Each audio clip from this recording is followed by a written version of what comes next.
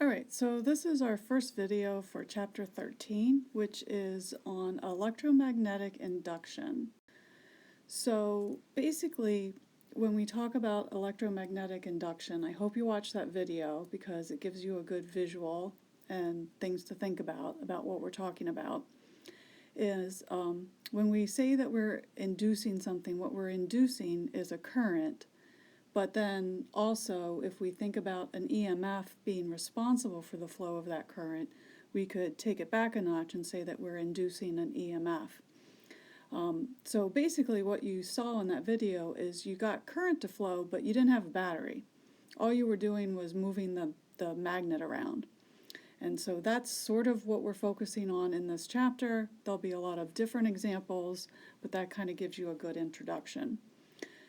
Basically, we'll learn that Faraday's law basically tells us how to quantify this induced EMF and relates it to the change in magnetic flux, which we'll look at in a moment. We'll also see, you might have noticed in that video, that the needle would go back and forth. Sometimes it would go to the right, sometimes it would go to the left, which would indicate that the current was running in different directions. And so we'll also learn how to figure out which way the induced current should flow based on how the EMF is being induced. Finally, a good application of this changing magnetic flux is, it's a generator, which I forgot wasn't listed here, but we'll also see that if we have an induced EMF, that also sort of indicates that there's an electric field. But this is a new kind of electric field, one that we haven't studied before. So in this picture, I think this is a really nice visual that sort of shows in pictures what you were looking at in the video. Notice that as the person places the magnet in and out of the coil of wire, the galvanometer, which is measuring current, fluctuates back and forth, deflecting one way then the other. We also see that there's a correlation to the direction that the needle deflects and which pole is entering the coil. And finally, we see that if the magnet doesn't move, nothing happens. So hopefully you did watch that video and these pictures make sense to you. Another way that we can get current to be induced is kind of interesting.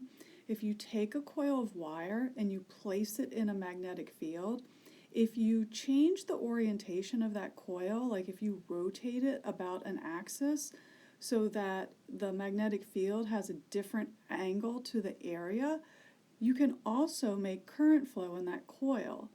So that's a different way that we can make the current flow. So we want to remember what these different situations were so we can summarize them in a little bit. But one of the main ideas that's critical to expressing how we calculate this induced EMF, remember that stands for electromotive force, is the magnetic flux, which we haven't really talked about yet, but we have talked about electric flux. And remember that electric flux was the measurement of the electric field lines passing through an area, and it was indicated by a dot product. So just to remind you, we had the electric flux, could be written as E dot A, or if there was some sort of change, we could write it as an integral, E dot dA. We see here that the magnetic flux is basically expressed the same way. We can do it in an integral form. Here, this is how they're expressing dA as a vector. They're giving the normal unit vector is showing the direction and dA is showing the magnitude. If we didn't use the integral, if everything was constant, we could just express this as B dot A, which remember could be calculated as B times A times the cosine of the angle between them. What that means is that when the angle between the magnetic field and the area is 0, you have a maximum flux. And if the angle between the magnetic field and the area is 90 degrees, you actually have no flux. And then, of course, it goes somewhere in between 0 and 1. It can also be negative if you have a particular direction for the area. Here's another picture just illustrating that, or reminding us that the area vector is always perpendicular to the physical area itself. So in this picture, the shaded area represents the surface area that we're talking about, but notice that this vector is perpendicular to the actual area element. And then here we see the magnetic field, and here is phi. In this picture, phi is the angle between the magnetic field and the area. So here we could express it as B dA times the cosine of phi, or they just put the B and the cosine of phi together to represent the B perpendicular, the component of B that's perpendicular to the physical surface, but is also parallel to the vector. Hope that makes sense, because it could be confusing. So now that we understand magnetic flux, I'm just going to give you a hint and say that the reason that we have these induced currents, therefore an induced EMF, an induced electromotive force, which is what makes the current flow, is due to the changing magnetic flux. So if we think about the magnetic flux as equal to B dot A, or B A cosine of theta, we can think about what kinds of things would make the flux change. And we could also go back and think about the videos that we watched. So one of the things that we might notice is that there could be a changing magnetic field.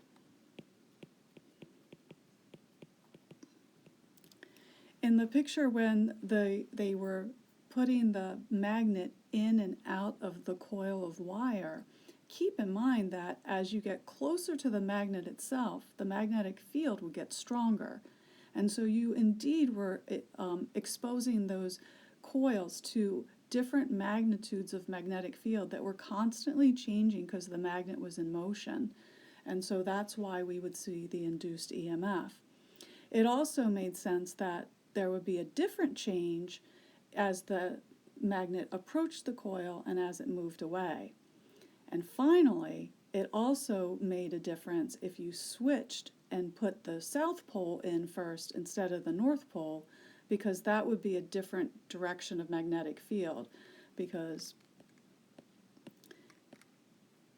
in a magnet, the magnetic field comes out of the north pole and enters into the south pole. The other things that you might have noticed is how quickly the magnet moved.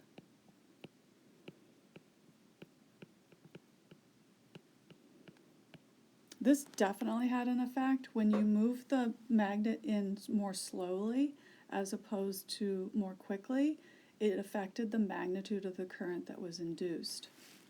Now, we didn't get to observe, but I described the scenario, is that the orientation, this has to do with the coil of wire in a magnetic field, the orientation of the area with respect to the magnetic field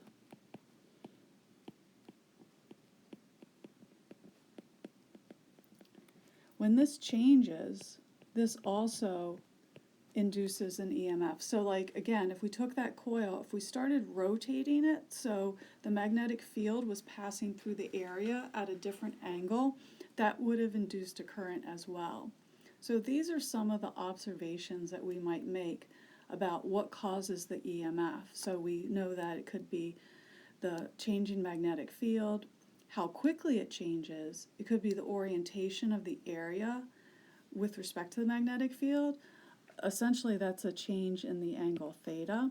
And finally, one thing that we didn't get to demonstrate or talk about, but also could affect it, would be if the area would change. If somehow we had a coil that its area could change, we would actually induce an EMF as well. if we summarize all these things, and maybe it doesn't seem like we got it all, but we definitely see that the EMF is related to the change in the magnetic flux, but it's the change with respect to time. So here, this represents the induced EMF. You might remember that that little E has been used before as a symbol for EMF, is the derivative of the magnetic flux with respect to time. Here is a little extra something that we didn't mention, but it's kind of coming in ahead of time. Sometimes you don't have a single coil. In the video that you watched, it was many coils. And also in that picture of the coil in the magnetic field, it was a couple coils wound together. We want to include the number of coils as well, because there's basically an induced EMF in each coil, and so the total EMF we multiply by the number of coils. Magnetic flux is measured in Webers, and so the EMF is in Webers per second, but it's also volts because it's an EMF. And here's just a picture again reminding us that if we have a coil instead of just a single loop of wire, that the EMF would be expressed by multiplying the change in the magnetic field with respect to time by the number of coils. In this picture, this is a simplified version of the video that we saw. And again, notice that as the magnet gets closer to that coil, here you can see the magnetic field lines, and because they're closer, when they're more closely spaced at the North Pole, as opposed to when you get further away from the North Pole, that's what's causing the change in magnetic flux, because the magnetic field is getting stronger as that magnet moves towards it, and that creates a current to be induced in that coil. Notice that you can also do it with the South Pole, but the direction of the magnetic field is different. It's still getting stronger, but it has a different orientation. Notice the arrows here are pointed in different directions because here's the South Pole and here's the North Pole, so it's not exactly the same situation. You might also notice that in these pictures, the direction of the current that's induced is different. Here, we might call this clockwise, where this one is counterclockwise. We're not going to talk about why that is yet. That'll be in the next video, but this is due to what we call Lenz's law, that not only allows us to calculate how big the EMF that would be induced would be, but also to predict the direction of the current flow, which is pretty cool. Now, there's something else where we can sort of induce an EMF if we think about it as being a difference in potential. So let's say that we have a conducting bar and we've placed it in a magnetic field, and the bar is moving to the right with some velocity. Now, because it's a conducting bar, we could think about the fact that the charges in the conducting bar are free to move. Well, basically the electrons are free to move. And they're moving in a magnetic field, so they're going to feel a force of equal to QV cross B. Now, if I do V cross B for this picture is up, and that's the direction that the positive charges will feel, but the negative charges are going to feel a force down because they're negative, because you put the negative Q in front of that. So what's going to happen is negative charges are going to collect up here, but positive charges are going to be left behind up here. And now we're going to have a separation of charge, and that's going to create an electric field. Now, you might wonder, like, so what's going to go on? Because if we think about it, because the electrons are feeling pushed down because of their motion through the magnetic field. But now, once we create the electric field, the electrons would actually feel a force equal to QE. So electrons would actually feel a force up. So what has to happen is there has to reach some sort of equilibrium where the force on the electrons due to the electric field and the force on the electrons due to the magnetic field actually equal out. And so Q times E is equal to QVB. So when those two forces are equal, we've reached an equilibrium. So QE is equal to QVB. The Q's can cancel out, and so we can see what the strength of the electric field is. But what is the potential difference across the rod? The potential difference across the rod would be the electric field times the length of the field. And then that would be equal to VBL. So I would have to multiply both sides by L, delta V. I hope it's not confusing here. This is change in potential, and then I'm going to make this is velocity. So the EMF, in a sense, that was created across the length of the rod could be expressed as V times B times L. So this becomes the induced EMF.